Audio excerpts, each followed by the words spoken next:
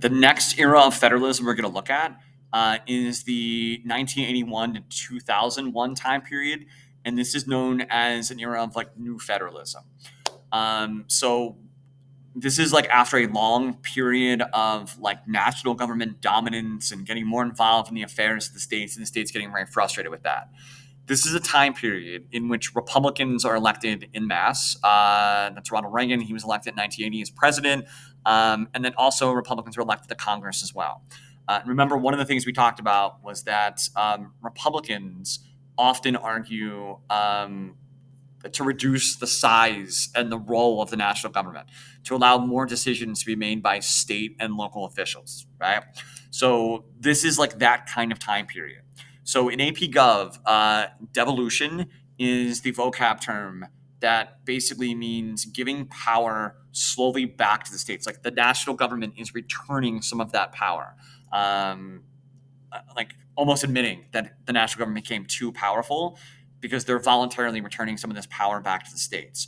And this is what Republicans during the time period argued. If you elect us, we're going to give power back to the states, right? The federal government's become too powerful and too involved in the lives of the citizens. And one of the ways in which they did this was to do two things. Number one, the grants like kind of changed a little bit. We previously talked about categorical grants that require the states to do exactly what the national government wants them to do in order to qualify for the money. Block grants are more preferred by the states. It's still money that's given to the states from the federal government, but there's definitely less strings attached. So, for example, the states get the money, but they have a lot greater choice in spending it. So, for example, it might be like, hey, you can apply to get money for education, and then you can get this money. And then once you as a state qualify for the money, you can spend it on whatever educational program you want. Something that's going to work best in your state, right? It's not one size fits all kind of stuff. It just gives the states a lot more flexibility in how they want to spend the money. It doesn't come with as many rules and regulations, and it's not quite as used as much by the national government to like bully the states into doing certain things.